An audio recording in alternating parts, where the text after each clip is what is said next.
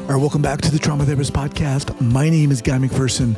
My mission is to help trauma therapists be their incredible selves, to be human, to be real, not just a clinician. I'm a big believer in who we are is more important than what we know. And this requires cultivating authenticity, genuineness, and vulnerability, and that requires intention. You can learn more about my courses and workshops by going to thetraumatherapistproject.com. That's thetraumatherapistproject.com. Let's get started. So 5, 4, 3, 2, and 1. All right, folks, welcome back to the Trauma Therapist Podcast. I am very excited to have as my guest today, Dr. Kyle Elliott. Kyle, welcome. Thank you for having me. I'm excited to be here. So you are certainly welcome. So as a queer person, male sexual assault survivor, and someone living with mental health conditions, Kyle is proud to get to use his voice and platform to help others share their stories, get help, and achieve recovery. Kyle manages his anxiety, his OCD, and PTSD with therapy, medication, and persistent self-care. Kyle is a career and life coach, professional speaker, and avid writer who finds solidarity and relief in sharing his story, and he wants you to know that help is available and recovery is possible. Awesome. All right, before we get going, Kyle, share with the listeners where you're from originally and where you are currently. I'm originally from Santa Barbara, California, and I now, as of 2 years ago, am back here. My partner and I are Disneyland pass holders, and we wanted to live closer to Disneyland. But I do not like the heat, and my partner loves the heat, so we compromised on Santa Barbara because it's halfway between Disneyland, and my parents live in wine country, Paso Robles. So it was a nice little compromise, and could ended be up worse. Yes, there are a lot worse places to live than be worse. Beautiful Santa Barbara. All right, so let's dive in here. How the heck did you get here? How the heck are we talking? Why are we talking today? Yeah, I think the point that got me here, at least one of the points, was graduate school. I was sexually assaulted in graduate school, and I already had several mental health conditions at the point. And that sexual assault resulted in PTSD. And how I like describing my symptoms of PTSD is kind of like deja vu that doesn't end. So if you imagine deja vu and say, oh, it feels like that was just kind of a weird experience. I was out of it for a few seconds. I feel like I've been here. Well, I had panic attacks that felt like deja vu for 3, 4, 5, 6 hours. And that lasted for several months. And when I was in that dark, scary place of not knowing what was going on, I finally said, oh, what if I write about this and share my story? I had found a lot of solidarity previously with my anxiety and OCD writing. So I said, oh, what if I write about this? And I just started slowly. I would post on social media, oh, self-care Sunday, or, oh, going to my therapist today. And then over time, I started sharing more and more and found so much relief and solidarity in sharing my story, and then community as well. And I was blown away by how sharing my story was pivotal to my recovery. And I think that's why we're here today, that journey and helping other people realize, oh, maybe sharing your story might be helpful too. I never encourage people to do it before they're ready, and recognizing there can be both benefits and costs. But for me, it's been really helpful. And that's why I love showing up on podcasts like this. So you said before the sexual assault, you were dealing with some mental health issues, concerns. Were those, or was that something that you were getting help for? Yes. So I was getting help for it. I went to therapy. I was on medication. Oh, wow. Okay. And previously to this, I experienced migraines. Part of my story too. I experienced migraines for about 5 years, went to literally countless doctors, probably a few hundred visits, and no one could figure out these migraines. And then finally a doctor said, oh, have you seen a psychiatrist?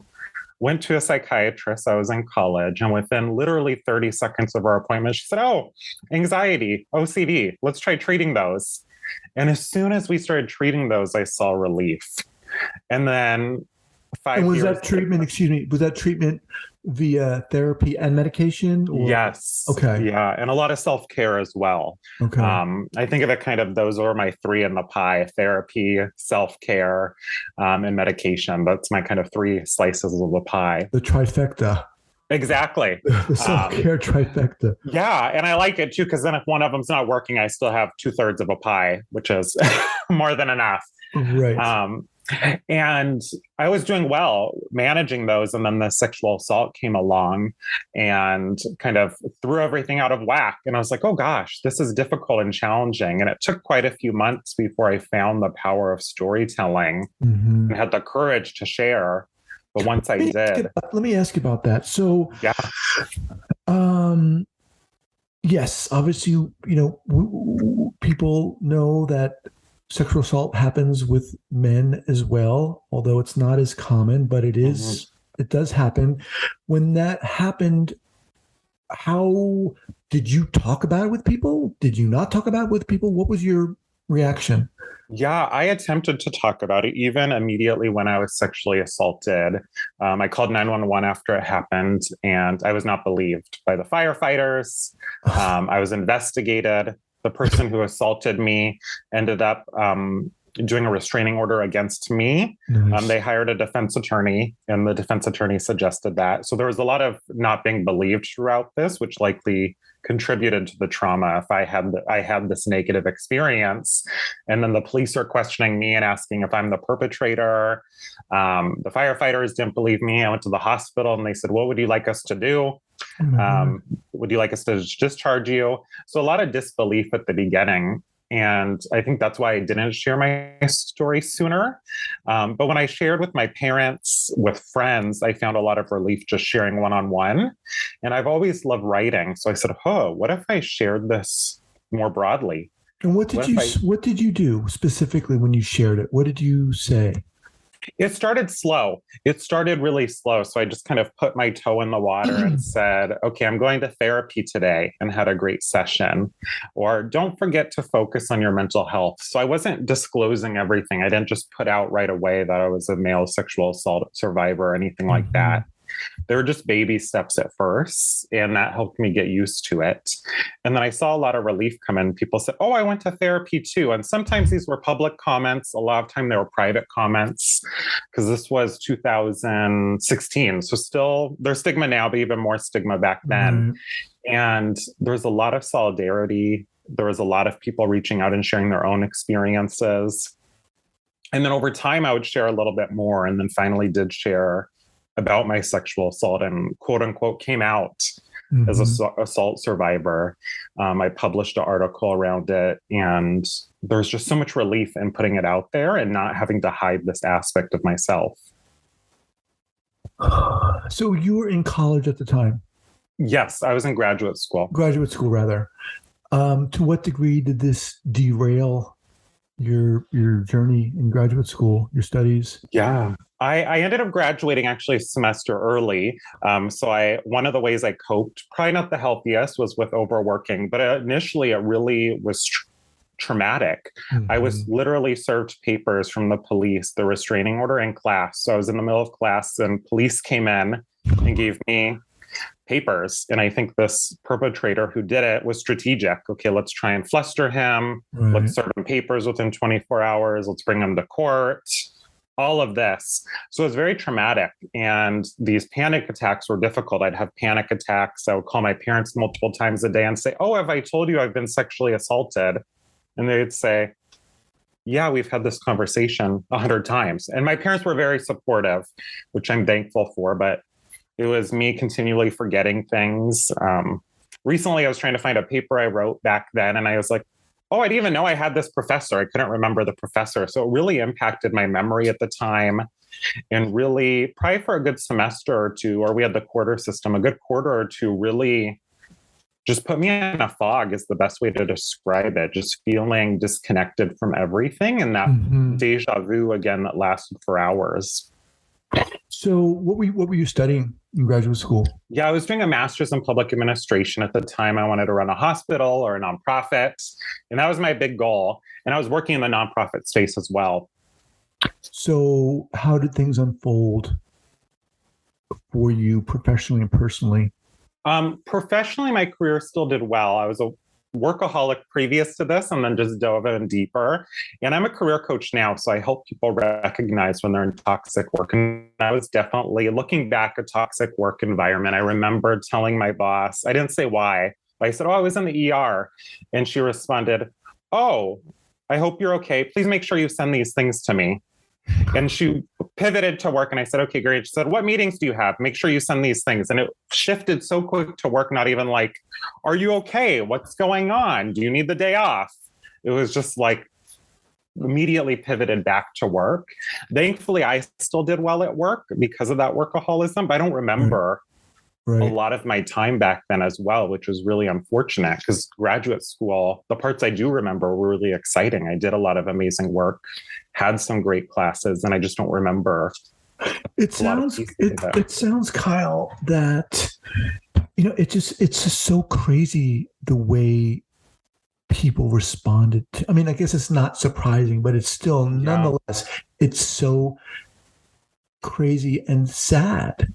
That, the way you were treated as the perpetrator, you were the victim. Let's investigate. What's your take home from that experience? It makes sense to me why people don't share their stories. And I'm a very vocal person. I'm very assertive. I had already had mental health conditions, so I knew how to advocate for myself. In my undergrad, my major was health education and public health. So I was very well versed in the system and what to do. I had worked with a lot of survivors before, so I worked in residential life at the time.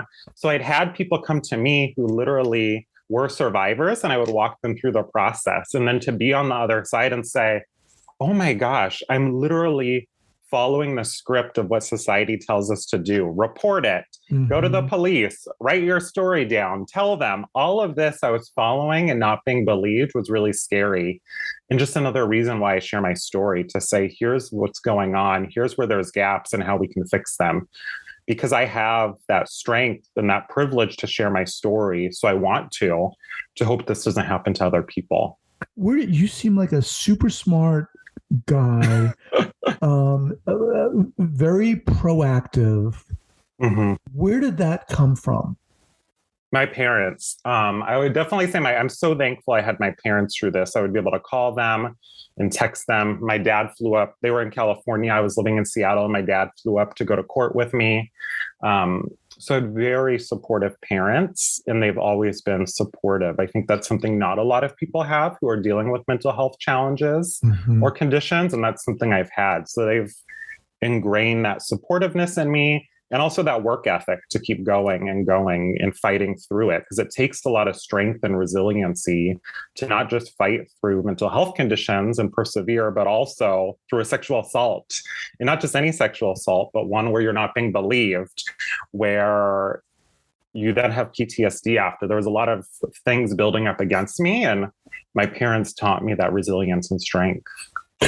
At what point did you say to yourself, okay, I want to get into coaching, I want to get into career coaching specifically? How did that evolve for you? Yeah, that happened 100% by accident. And a lot of it was in grad school at the same time. I was looking for outlets to release this energy. I literally started on Fiverr, so the online marketplace where you charge $5 for a gig, you can get a logo. I reviewed a resume for $5, or I would edit people's essays for $5 a page. And then this kept growing and growing and growing. So I think I started my sophomore year of college. And then by grad school, I think it was like $40 a resume. Because every time I had a wait list, my dad said, double your prices. So it was 5, then 10, then 20, 30. He's my genius marketer, who's horrible at technology. And I'm a tech career coach, so I always run things by him. But it was his idea to just keep doubling it. And now I work with some of Silicon Valley's top talent. But it really grew through grad school when I was dealing through all of this. And I've actually never recognized that until our podcast. But I think it was an outlet. Like, I can't control everything going on right now, but at least I can focus on this side hustle. It was a side hustle at the time, and I can focus on that and dedicate my energy to this. So is your career coaching business and your experience as a queer person, sexual assault survivor, are they two distinct things, two separate things in your professional life?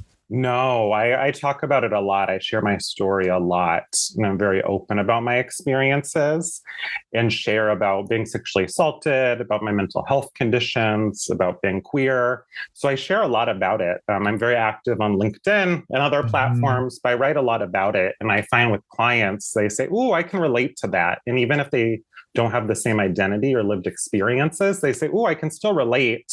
And I want to work with you. Maybe you've dealt with similar experiences." And I don't say, "Here's what I did, here's what you should do," but I say, "Ooh, I've been there. Now let's find what Mhm. works for you based on your situation." So we can say we've been down similar paths, and it's so helpful having someone that's been there. You also seem, aside from me seeming really being really smart, but you also seem super uh, positive. Mm-hmm. How do you keep that up? And not that you're some robot, Yeah. but in terms of our listeners, Mm-hmm. what do you do to keep Yeah. focused and Yeah, positive? I think going back to that pie, and I love thinking of it as a pie because sometimes a slice falls off. You're like, oh, so my pie, it has that therapy, it has that medication, and it has that self care. And sometimes therapy, okay, I can't go to therapy this week, or oh, that wasn't as helpful as I wanted it to be, or oh, I've tried a lot of medications. And sometimes one day I'm like, this isn't working and I need something new. Or with self care, it's like, oh, I didn't get my self care today or this week. And having all three of those has been really helpful. So then, if one of kind of, I think you said the legs of the stool or whatever falls off, you still have the other two. And Mm-hmm. within that self care, I have a lot of community as well. I have my parents, as I've mentioned. I have friends who have been super supportive through this. And then the online community I've built. And from that, people I've met in person who I've been able to share my story and say, hey, we have similar experiences. This is really helpful. So let me just remind everyone, I'm speaking with Kyle Elliott. His website is caffeinatedkyle.com. We'll have that linked up at the show notes page at the traumatherapistpodcast.com. So where does that come from? I got to ask. Yes, I love coffee. That was the initial place of where it comes from. And I say, oh, okay, somewhere in my brand needs to be coffee or caffeinated or espresso. And I was brainstorming with one of my staff when I still had my full-time job. And we're like, oh, caffeinated Kyle. I'm caffeinated. I caffeinate people's careers. I caffeinate their stories. This was pre-pandemic. So I encourage people to meet for coffees and network to find jobs. So just a little bit of all of that. What do you feel makes you such a good / effective coach? My superpower, I find, is being able to ask the questions that get to people's answers. So people come to me really stuck. That's what I'm known for. People who are really stuck. So, I can't decide what job I want. I can't decide what company to go to. I don't know how to ask for a raise. I don't know what makes me fabulous. And I know how to ask the right question. Can you give me, Oftentimes. I don't want to interrupt you here, but can you get specific? You don't have to mention names, obviously, but Yeah. go. Get specific in regard to like the types of clients or the Yeah, challenges. someone came to me last month, or et cetera. Yeah. Someone came to me and they're like, "Ooh, I'm a senior manager at Amazon, but I want to be a director or VP at Meta. How do I make that transition happen?" Or, "Oh, I've been in the nonprofit space my whole life as an executive, and I'm kind of burnt out and I want to make more money. How do I move to tech?" So usually when I work with people, it's not like I'm a finance director at this bank. I want to be a finance director at this bank. No problem with that, but that's just not my zone of genius. Mine is when there's some stuckness or transition or change and they need help connecting the dots. Mm-hmm. And I don't think I have the answer. Sometimes I do have the answer and I'll say it. But typically, I find my clients have the answers and I can ask the right question that gets them unstuck to say, okay, what sets you apart from everyone who's applying to tech who has tech experience? Why should they hire a nonprofit COO? Mm-hmm. And then clients say, I don't know. And I have one single rule when people are on the screen with me, when they do homework, is they're not allowed to say, I don't know. I don't allow that word when we're working together. They're allowed to say anything else, but not, I don't know. And I think of it like an iceberg, all the amazing answers to their questions underneath the word, I don't know, or underneath the surface. And we start finding the answers together. And sometimes it takes a few days or weeks or months and sweating and crying and screaming or whatever, but we find all those answers underneath it. What's next for you in terms of your personal journey, in terms of your personal healing journey. I mean, to me, it's very inspiring to talk to you and hear you be. I mean, you're very open about sharing your story, about the fact that you have therapy, you have medication and self-care and so forth. Is this where are you on your quote unquote healing journey? Yeah. I feel like it's a lifelong journey. So I'm going to continue to work on these. If I remove one of these slices of the pie, or I remove one of the legs of the stool, if we want to call it that, it's going to fall over. So it's a continual journey and optimizing, because sometimes things work and all of a sudden I'm like, oh, I don't really find relief in this anymore. This isn't helpful anymore.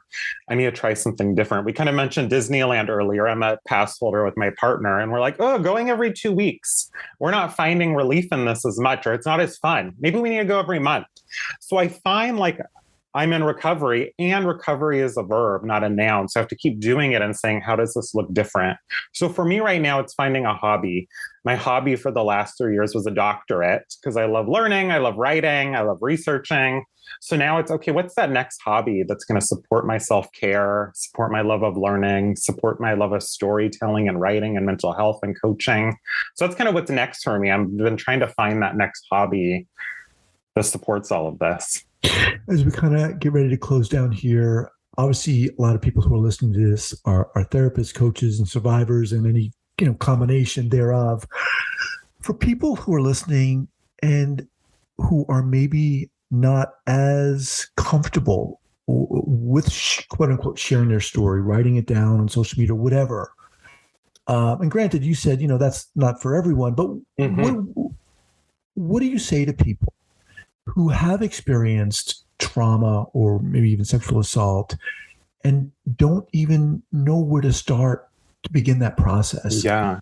And I appreciate you highlighting that. I said it's not right for everyone. I never encourage people to do it before they're ready. Something to be thinking about is, can you share your story in some manner and reflect on what that means? And that doesn't always have to be on public platforms. Right. It could be, okay, would it be helpful to share it in your journal with yourself?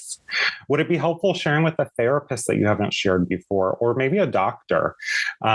What does it look like for you to share your story? If that's something from today I've shared, me sharing my story has been helpful for me. For you, would it be helpful to share your story as well? And when I say share, I think of it really broadly. So for you to just think, what might that look like and how you might do so? So is it a journal, like I said, a therapist, a doctor, to God, if that's what you practice, or spirits, and recognize that there could be some solidarity in there for you and see if that helps. So say more about the solidarity. Why do you feel sharing it in any manner is helpful? Yeah, so I actually wrote my doctoral dissertation on mental health storytelling and sharing our stories. And there's research, including my own now, that says there's relief in sharing our story. So people experience less self-stigma, people experience relief in sharing it. And it depends on your identity and a whole host of factors what that relief looks like. But people actually find relief in sharing their stories. And specifically, there's relief when people share it verbally with other people versus other forms. So not that other forms are less positive, but there's a lot of relief people find literally when they share their stories. And it's backed by research that sharing our stories can do good for our mental health. That's so interesting. I mean, I think intuitively we know that, or I don't know, I kind of feel I knew that, but I went through something, have been going through something recently that I did share on social media, and I got a lot of support back, and it was really friggin' helpful. Yeah. I mean, it's like we're all going through something. Yeah. And when you think of other parts of your life, not even mental health, just, if you go to Starbucks and they messed up your order or something, just sharing that with someone can feel good, whether it's on social media or with a friend or a text or a post. You're like, that feels good. So it makes sense. Other parts of our life, it feels good. And if we look at human existence, I'm not a history buff, but I had to look into it for my dissertation. We look back at human existence. We've shared stories for as long as we can see back in research and found some benefit in it, and that's why we keep doing it for centuries and centuries. What's your mission? I mean, you have this energy about you, this charge about you. What are you doing? What is your mission? I love helping people find jobs. And then beyond that, though, really helping people figure out what's fabulous about them and then sharing it with the world. And I primarily work with senior managers and executives in tech, and they're the most fabulous, unique people. I think everyone's fabulous and unique, but they're just unique in certain ways and fabulous in certain ways. And it's exciting once they unlock that, right, and then have the confidence and courage to share it with people and say, oh, this is unique about me. Let me share it. And that's just so exciting to see people do and then achieve things they never imagined possible, whether it was working less, spending more time with their kids, achieving some salary, being the only person of color in the C-suite, whatever it is that they want to achieve, it's super possible to see that. And I find it's often on the other side of identifying and owning what's unique about them. Mm-hmm, mm-hmm. Awesome. Kyle, I want to thank you so much for being here. I'd love to have you back at a later date to bask in your energy and your positivity. I mean that sincerely. Thank you so much for being here today. Yes, thank you for having me. All right, man.